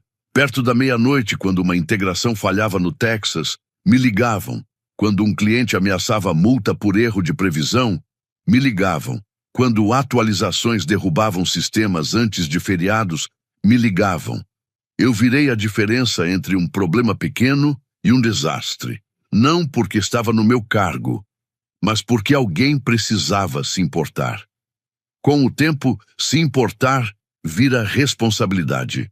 Responsabilidade vira expectativa. E expectativa vira invisível. Aos 48 anos, eu era gerente sênior de continuidade operacional. Um título bonito. Na prática, significava que eu carregava uma memória da empresa que ninguém tinha documentado. Eu sabia qual cliente precisava de calma antes de números. Qual diretor entrava em pânico sob pressão. Quais processos de backup realmente funcionavam. Eu mantinha cadernos, diagramas, contatos, sequências de recuperação. Coisas que as empresas dizem que vão organizar um dia. Esse dia quase nunca chega. Em casa, minha vida era simples. Minha esposa, Laura, dava aula no ensino fundamental. Nossa filha, Emily, estava terminando a faculdade. Meus pais, já idosos, moravam em outra cidade e só aceitavam ajuda quando as contas chegavam. A hipoteca estava quase quitada. Pela primeira vez em anos, a vida parecia estável. Achei que estabilidade fosse segurança. Esse foi o meu erro. Ethan Cole chegou 11 meses antes da minha demissão. A liderança gostou dele imediatamente. Ele falava com segurança, se movia rápido, apresentava slides cheios de gráficos coloridos, mostrando cortes de custos e reestruturações. As pessoas concordavam com a cabeça. Executivos gostam de certezas, principalmente quando vem de alguém mais jovem. No começo, não foi hostil. Primeiro vieram as perguntas, depois reuniões sem mim, depois e-mails importantes que não me incluíam, depois analistas mais novos participando de reuniões que eu liderava. Pequenas coisas, nada dramático. Falta de respeito não chega de uma vez. Ela cresce em silêncio, como mofo atrás da parede. Um dia, em uma reunião de planejamento, levantei um ponto. Ethan queria reduzir o suporte fora do horário para clientes importantes. Eu disse, se o tempo de resposta aumentar, a gente corre risco de perder clientes. Ele sorriu educado. Precisamos de sistemas escaláveis, Brian. Não de dependência de pessoas específicas. Eu entendi. Para ele, experiência era ineficiência. Processos importavam mais do que pessoas. Talvez em empresas ideais isso funcione. Mas empresas ideais não ligam às 1 da manhã porque um contrato está em risco. A nossa ligava. A maior conta sob minha responsabilidade era a Red Haven Industrial Components. Cerca de $4 milhões por ano. Eles produziam peças críticas. Atrasos custavam caro. Trabalhávamos com eles há anos. O diretor de operações, Martin Reeves, confiava em mim. Não na empresa, em mim. Porque confiança se constrói depois de muitas crises superadas. O que a liderança nunca entendeu foi o quanto aquilo era frágil. Os sistemas da Red Haven eram antigos. Os relatórios dependiam de improviso, os processos dependiam de relacionamento. E muitos procedimentos não estavam documentados. Parte estava registrada em sistemas internos, mas muita coisa crítica ainda dependia das minhas anotações e da minha experiência. Solicitei orçamentos para documentação mais de uma vez. Foram negados. Diziam que era caro demais, que não era prioridade. Uma frase curiosa. Nunca é prioridade, até se tornar urgente. Meses antes da minha demissão, Ethan começou a pressionar por metas agressivas de eficiência. Menos pessoas, transições mais rápidas, redução de funções especializadas. Eu o chamei para conversar em particular. Disse, a estabilidade que temos hoje foi construída com base na experiência. Se cortarmos rápido demais, os clientes vão perceber. Ele se recostou na cadeira tranquilo, confiante, e respondeu. Às vezes as empresas confundem dependência com valor. Lembro dessa frase até hoje, porque ela ficou martelando na minha cabeça. Confundir dependência com valor. Talvez para ele fossem coisas diferentes. Eu não insisti. Continuei fazendo o meu trabalho, resolvendo problemas, atendendo ligações tarde da noite e protegendo contratos. Continuei cuidando de partes da empresa que já não estavam mais no radar de ninguém. E, em algum momento durante aqueles meses, enquanto eu ainda evitava perdas milionárias, alguém decidiu que eu custava mais do que valia. Uma semana antes de me demitirem, eu estava sentado na sala de reuniões B com 3 diretores de área e Ethan. A reunião era sobre metas trimestrais, corte de custos e reestruturação. A linguagem padrão que empresas usam quando querem mudar algo difícil sem admitir que é difícil. Lembro de um slide projetado na tela. Iniciativa de otimização da força de trabalho. Economia prevista. Tudo destacado em verde. O verde faz qualquer coisa parecer saudável, até cortes. Ethan apresentou os números com segurança.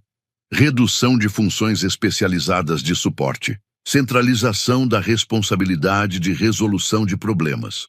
Transferência da cobertura emergencial para equipes rotativas. No papel, parecia eficiente. Esperei até o final para falar. Não por medo. Experiência ensina que o timing importa. Então eu disse: a conta da Red Raven não tolera aumento no tempo de resposta. Já estamos operando no limite. Ethan assentiu, de forma controlada, e respondeu diante de todos: não podemos continuar estruturando a operação em função de funcionários antigos. Funcionários antigos. Era a segunda vez que eu ouvia aquilo. Olhei ao redor da sala. Ninguém reagiu. Isso também já tinha virado padrão. Silêncio. O silêncio corporativo é curioso. As pessoas não concordam. Elas apenas evitam se expor. Tentei mais uma vez. Não é sobre mim. É sobre risco. Existem dependências críticas que não estão documentadas. Essas são palavras que executivos não gostam de ouvir. Dependência. Não documentado. Risco. Palavras que custam dinheiro. Ethan clicou para o próximo slide antes de responder. Agradecemos a preocupação, disse ele, mas excesso de alerta sobre risco acaba travando o progresso. Ou seja, parem de alertar. Ou seja, preferimos acreditar que vai dar certo. Depois da reunião, um analista me chamou perto do elevador. Jovem, inteligente, devia ter uns 28 anos. Ele falou baixo. Brian, estão analisando as faixas salariais. Olhei para ele. Ele deu de ombros. Só estou dizendo que a diretoria quer estruturas mais enxutas. Enxutas. Mais uma palavra bonita. Empresas têm um vocabulário inteiro para transformar pessoas em custo. Naquela noite, dirigi para casa inquieto. Não era raiva. Era reconhecimento de padrão. Depois de muitos anos na mesma empresa, você aprende a ler sinais. Quem continua sendo chamado, quem deixa de ser incluído, quem começa a incomodar. Um mês depois, Ethan pediu uma revisão das despesas antigas de vários setores. Chamaram de auditoria de rotina. Depois, o financeiro começou a perguntar sobre reembolsos. Depois, o compliance pediu esclarecimentos. Movimentos pequenos, como peças sendo ajustadas antes de algo maior cair. Respondi tudo. Enviei registros. Expliquei cada viagem. Não havia nada errado, porque não havia nada a esconder. A despesa de Chicago apareceu de novo. $20,14. Um sanduíche, um café, um aeroporto, uma emergência de cliente. Expliquei imediatamente. Ninguém respondeu. Depois veio a reunião. E naquele ponto, o desfecho já estava definido. A despesa só tornou tudo mais simples de justificar, mais limpo, mais seguro. Não fui demitido por causa de $20. Fui demitido porque meu salário refletia 16 anos de experiência. Porque meu conhecimento estava em áreas difíceis de medir. Porque depender demais de uma pessoa deixa a liderança desconfortável. E porque gestores mais jovens, às vezes, confundem experiência com resistência. No dia em que me acompanharam até a saída, eu carregava apenas uma caixa, uma foto da minha família, uma caneca, alguns cadernos. Nada dramático. Sem discursos. Ninguém veio até mim. A maioria evitava olhar. Passei por mesas onde as pessoas continuavam trabalhando, fingindo não perceber. Não era frieza, era sobrevivência. As pessoas protegem seus salários, eu entendo. Perto do estacionamento encontrei Tyler, um dos gerentes mais novos. Bom garoto, ele pareceu desconfortável. Desculpa, Brian. Só isso. Não me arrependi da demissão em si. Mas todos sabiam que o motivo não era o verdadeiro motivo. Coloquei a caixa no banco do passageiro e fiquei ali por um tempo. Mãos no volante. Motor desligado. Pensei em ligar para alguém, explicar, me justificar, mas então percebi algo. Durante anos, sempre que algo dava errado, eu intervinha. Sempre que decisões ruins geravam consequências, eu resolvia. Eu protegia as pessoas, muitas vezes das próprias decisões delas. E naquele estacionamento, tomei uma decisão simples. Eu não faria mais isso. Não era vingança, não era sabotagem. Eu só deixaria de sustentar um sistema que tinha escolhido me descartar. Naquele momento, eu ainda não tinha noção do custo dessa escolha. Quando cheguei em casa, Laura percebeu na hora. Não porque eu disse algo, mas porque depois de 23 anos juntos, o silêncio fala. Coloquei a caixa na cozinha. Ela olhou para mim. O que aconteceu? Sentei antes de responder. Me demitiram. O rosto dela mudou aos poucos. Confusão, preocupação, raiva, uma raiva silenciosa. Por quê? Olhei para a mesa. Hesitei, porque falar em voz alta parecia absurdo. Questão de política de despesas. Ela franziu a testa. O que isso quer dizer? Soltei uma risada seca. Quer dizer que 16 anos terminaram por causa de mais de $20. Ela não perguntou mais nada. Às vezes, quem está ao seu lado entende antes mesmo dos detalhes. Naquela noite, quase não comi. Fiquei revivendo a reunião, o relógio, a pasta, a voz do Ethan. Suas responsabilidades já foram redistribuídas. Redistribuídas, como se pessoas fossem licenças transferíveis. Por volta das 20 horas, Emily ligou. Laura já tinha contado. Nossa filha estava indignada. Pai, isso não faz sentido. Eu disse que ficaria tudo bem. Pais fazem isso, mesmo sem saber se é verdade. Às 20 horas e 47 minutos, meu celular vibrou. Número da empresa. Ignorei. Depois outro. Outro colega. Depois mensagem. Preciso de ajuda rápida com o fluxo de escalonamento. Sem cumprimento. Sem contexto. Só urgência. Virei o celular. Mais uma mensagem. Me liga quando puder. Outra. Problema com relatório da Red Haven. Outra. Você sabe onde estão os mapas de continuidade? Fiquei sentado na sala olhando para aquilo, porque esse sempre foi o meu papel. Resolver, responder, consertar. Não importava o horário, não importava o dia. E ali, pela primeira vez, eu não respondi. Eu carregava tudo na cabeça, mesmo sem isso nunca ter sido oficialmente parte do meu trabalho. Fluxos de trabalho de recuperação, contatos de escalonamento, preferências dos clientes, quem acionar primeiro, quem jamais acionar, qual solução alternativa evitava interrupções. A empresa sabia que esse conhecimento existia. Apenas presumiu que eu também estaria sempre lá. Às 21 horas e 26 minutos, outra ligação. Desta vez, era Melissa, gerente de operações. A voz dela soava tensa na mensagem. Brian, eu sei que isso é constrangedor. Estamos tentando localizar o procedimento de roteamento secundário para Red Haven. Os relatórios de saída não estão batendo. Pausa, respiração. Depois, se você puder indicar onde está o processo de backup. A mensagem terminou. Ouvi 2 vezes e bloqueei o celular, não por raiva. Esse ponto importa. Eu não estava punindo ninguém. Eu estava desempregado. Meu acesso já estava programado para ser bloqueado assim que a reunião terminasse. Minhas responsabilidades tinham sido redistribuídas. Finalmente, eu estava agindo exatamente como disseram que eu deveria. Distante, substituível, descartado. Mesmo assim, o sono não veio fácil. Por volta da meia-noite, fui até a cozinha pegar água e conferi o celular de novo. 7 chamadas perdidas, 3 mensagens de voz, várias mensagens de texto. O tom havia mudado, menos seguro, mais urgente. Algo estava errado. Eu sabia disso antes mesmo de ouvir os detalhes, porque problemas raramente começam como desastres.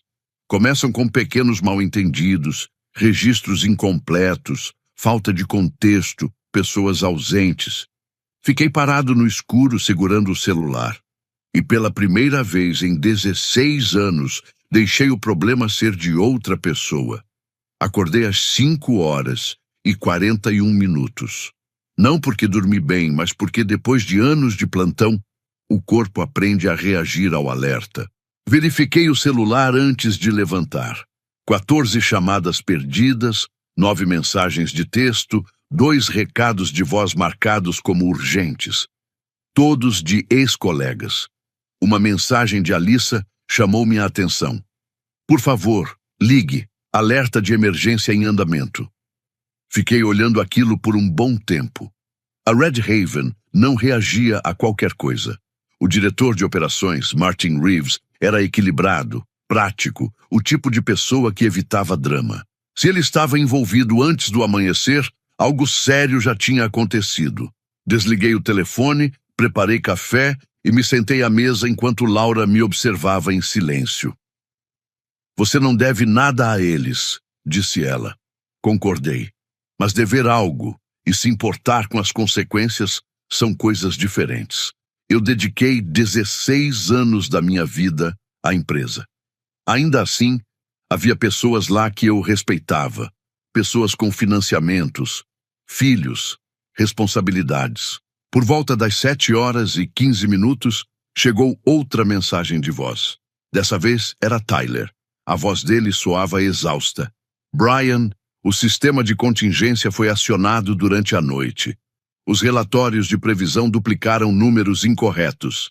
Red Haven identificou discrepâncias. Ethan está tentando explicar, mas estão perguntando diretamente por você. Fechei a mensagem. O problema ficou claro quase de imediato. A sequência de backup de continuidade. Uma etapa de validação manual que eu aplicava após certas atualizações do sistema. Não estava totalmente documentada, porque solicitações de documentação eram constantemente adiadas em favor do orçamento. Sem esse processo, os erros de previsão parecem pequenos no começo, mas se multiplicam e acabam chegando aos clientes. Eu conhecia aquele padrão. Já tinha evitado antes, várias vezes. Às 8h30 da manhã, sentado na cozinha, desempregado, imaginei o que estava acontecendo no meu antigo escritório. Salas de reunião lotando, pessoas falando cada vez mais rápido, telas abertas, executivos cobrando atualizações, alguém perguntando como aquilo passou despercebido, outro respondendo que estavam resolvendo. O clássico jeito corporativo de esconder o pânico. No fim da manhã, comecei a receber informações de pessoas de confiança. Não era fofoca, era preocupação real. A Red Haven havia questionado a confiabilidade das entregas. A equipe deles percebeu relatórios operacionais conflitantes. As projeções mudaram sem explicação. As respostas do suporte estavam inconsistentes. 3 pessoas deram 3 explicações diferentes. Isso destrói a confiança mais rápido do que o próprio erro. Erros acontecem. Confusão assusta clientes. Então algo me chamou a atenção. Martin Reeves perguntou por mim. Não em público, diretamente. Ele entrou em uma ligação e disse: "Por que Brian não está envolvido?" A liderança respondeu de forma vaga. Transição de função, mudanças organizacionais, ajustes de cobertura, linguagem corporativa. Martin então perguntou: "Quando essa transição foi concluída?" Silêncio, porque não houve transição, apenas remoção. Dá para esconder instabilidade por pouco tempo. Clientes experientes percebem rápido. Eu conhecia Martin o suficiente para imaginar a reação dele. Não era raiva. Era preocupação. E preocupação é pior. A raiva ainda acredita em solução. A preocupação começa a pensar em saída. Perto do meio-dia, Tyler mandou outra mensagem, sem saudação. Apenas suspenderam as negociações de expansão. Li 2 vezes. Negociações de expansão significavam renovação, novos compromissos, receita futura, crescimento, tudo congelado ao longo dos dias seguintes. Não por causa de uma falha isolada, mas porque pequenas inconsistências começaram a se acumular e a confiança começou a se abalar. A confiança é algo curioso. Empresas levam anos para construí-la e podem perdê-la por arrogância. Eu estava ali, com o celular na mão, sentindo algo estranho. Não era satisfação, muito menos alegria. Era validação, silenciosa e pesada. Daquelas que incomodam porque você passou anos alertando antes de ser ouvido. Lembrei de Ethan dizendo: às vezes as organizações confundem dependência com valor. Talvez. Ou talvez o valor só fique evidente quando a dependência desaparece. No fim da tarde, chegou mais uma atualização. Reuniões emergenciais. Executivos envolvidos. A Red Haven pediu a documentação da revisão operacional. Queriam explicações, queriam garantias e, acima de tudo, queriam confiança. Confiança sempre foi o verdadeiro produto. Não era software, não eram relatórios, era confiança. E ela estava se perdendo. Por volta das 18 horas, Tyler ligou de novo. Quase ignorei, quase, mas atendi. Nenhum de nós falou de imediato. Então ele quebrou o silêncio com a voz baixa. Congelaram a continuidade da conta enquanto aguardam revisão. Fechei os olhos. 4 milhões de dólares. Anos de trabalho. Em pausa. Ainda não estava perdido, mas estava comprometido. Depois que a ligação terminou, fiquei sentado sozinho no carro, do lado de fora do estacionamento de um supermercado. Motor ligado, mãos imóveis, percebendo algo pela primeira vez. A empresa não dependia de mim porque eu era especial. Dependia de mim porque eu assumia responsabilidades que ninguém quis organizar até que deixaram de existir. 3 dias após minha demissão, o RH ligou. Não para o número geral, mas para minha linha direta.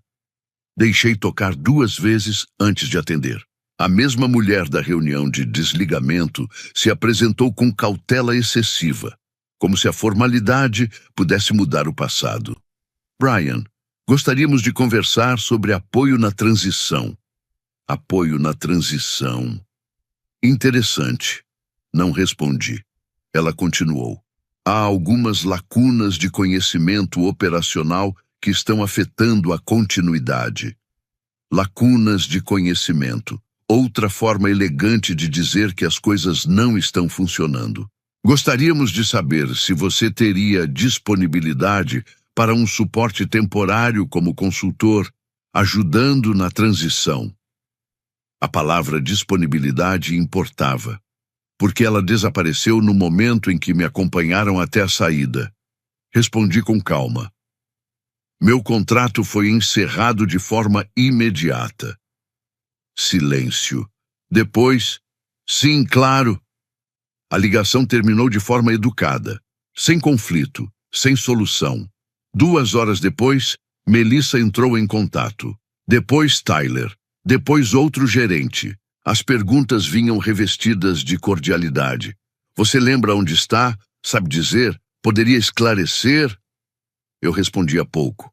Quando atendia, mantinha respostas profissionais e diretas.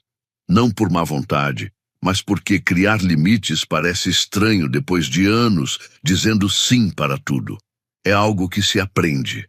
No 5º dia, Ethan ligou. Quase ri ao ver o nome dele. Quase. Mesmo assim, atendi. A voz dele estava diferente, menos controlada. O cansaço muda as pessoas. Brian. Pausa longa. Espero que esteja bem. Olhei pela janela antes de responder. Não há motivo para não estar. Outra pausa. E então ele foi direto. Estamos enfrentando alguns problemas com processos antigos. Estamos tentando estabilizar a operação. Processos antigos? Interessante. Semanas atrás eram considerados ineficientes. Agora eram essenciais. Fiquei em silêncio. Ethan continuou. Disse que seria útil se eu pudesse explicar alguns procedimentos de recuperação para a equipe. Poderia, não deveria, não era uma exigência. A linguagem tinha mudado. Fiz uma pergunta direta. Em que função? Silêncio. Ele não respondeu na hora, porque a resposta fazia diferença. Ex-funcionário, voluntário, trabalho sem custo? Por fim ele disse, como um gesto de colaboração. Eu sorri de leve, não por satisfação. Foi incredulidade, um gesto de colaboração. A mesma empresa que encerrou meu acesso antes da demissão, agora queria minha ajuda sem pagamento 5 dias depois. Mantive a calma ao falar. Minha colaboração terminou junto com o meu vínculo. O tom dele ficou mais rígido. Estamos todos tentando proteger a empresa. Ali estava de novo, a empresa. Eu protegi a empresa por anos. De madrugada, durante férias, em aniversários, até quando estava doente. Eu apenas disse, espero que dê tudo certo. E encerrei a ligação. Sem discurso, sem qualquer frase de efeito. Apenas finalizei. 2 dias depois, recebi um e-mail formal. Solicitação de consultoria. Apoio temporário por contrato. Pagamento por hora. O valor me chamou a atenção. Era mais alto do que qualquer reajuste que minha equipe já tinha recebido. Curioso como o valor muda quando a ausência começa a gerar custo. Não respondi na hora. Não para negociar vantagem. Eu precisava entender uma coisa. Durante anos, acreditei que lealdade trazia segurança. Agora eu via algo diferente. A necessidade gera reconhecimento muito mais rápido do que a lealdade.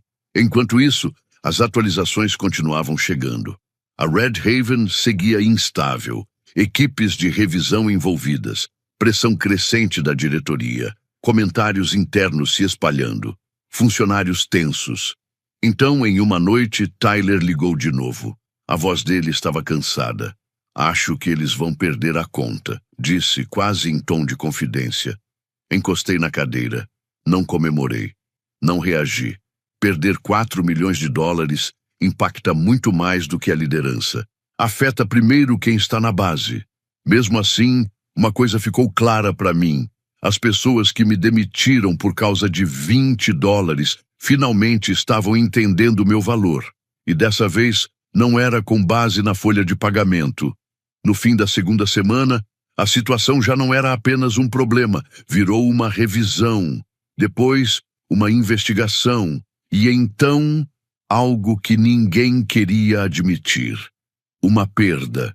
Não só de um cliente, de controle.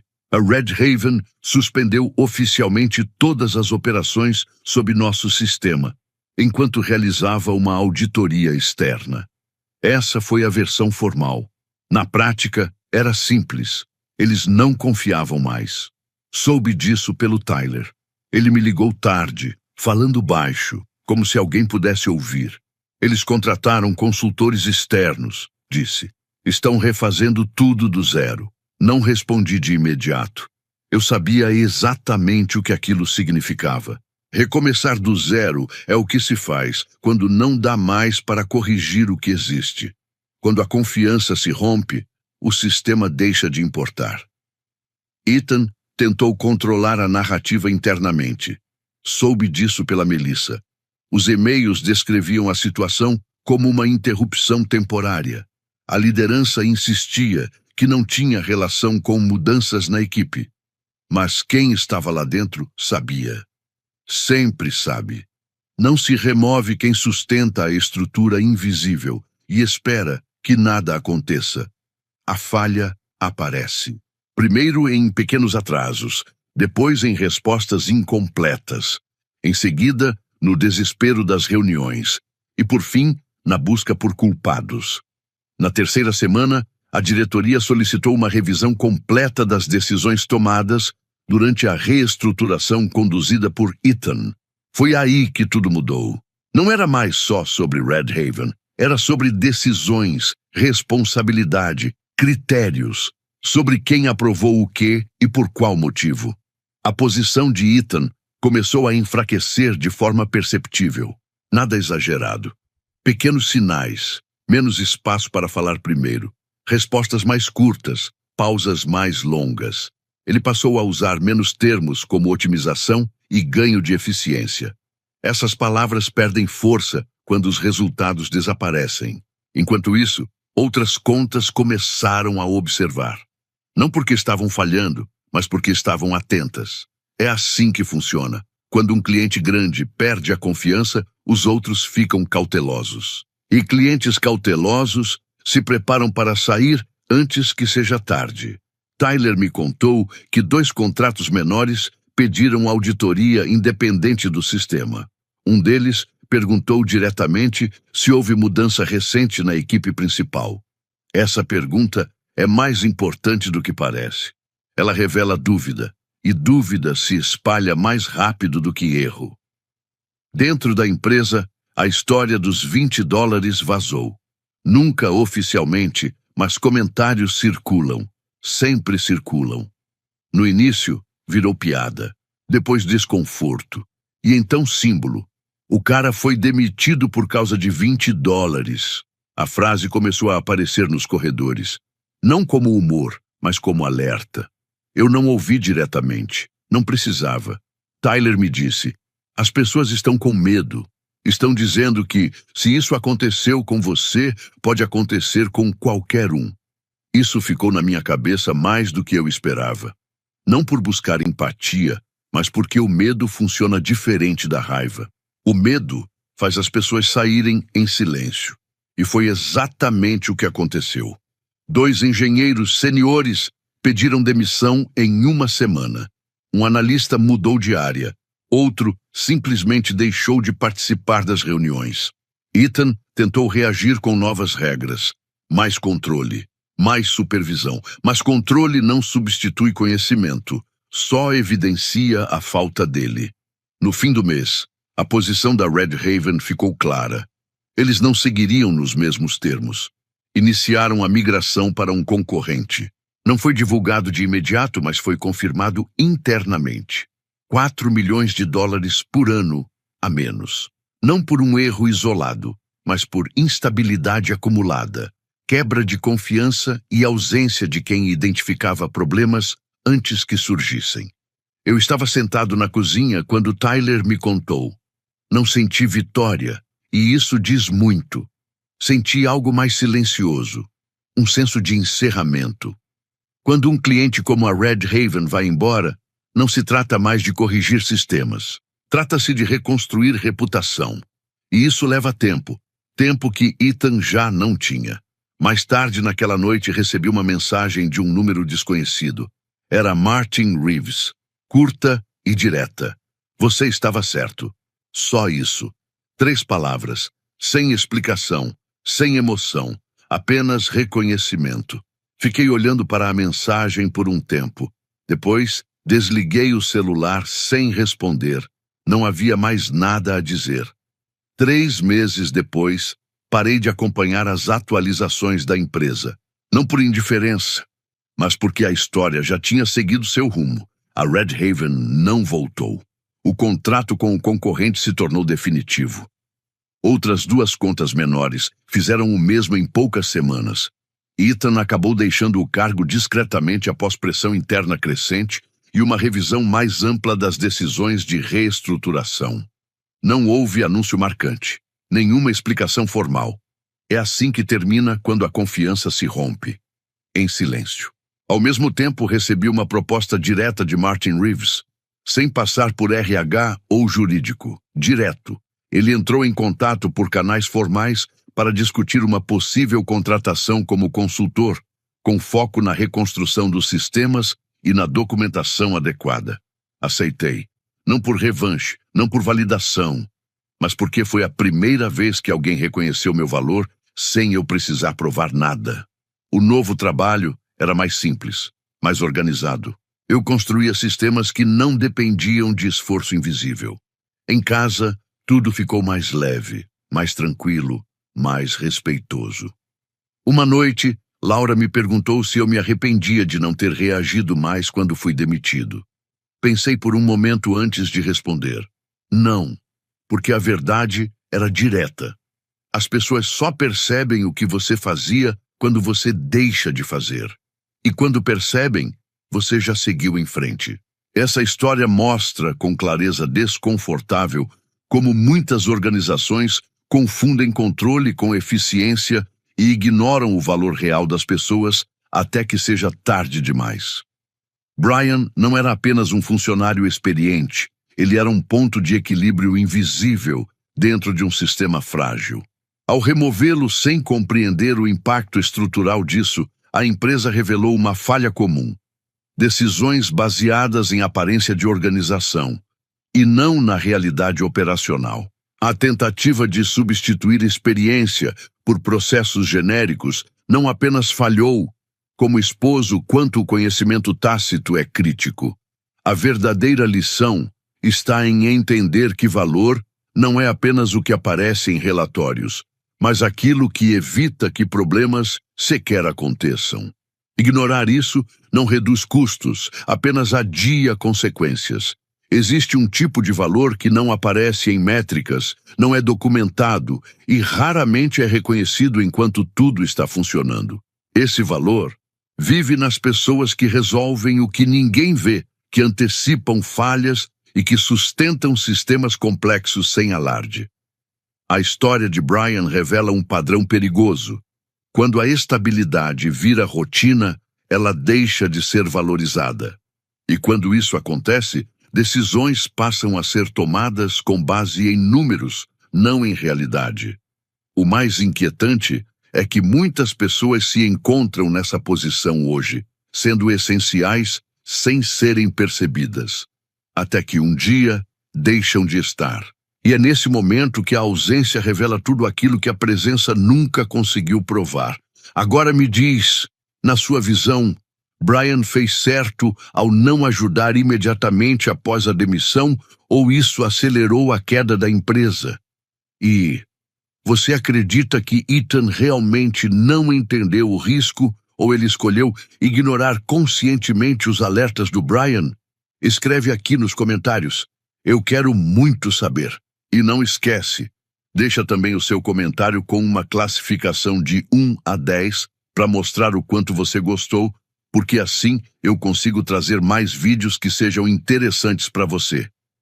Se essa história te fez pensar diferente sobre trabalho, valor e reconhecimento, já deixa o like e se inscreve no canal para não perder os próximos vídeos.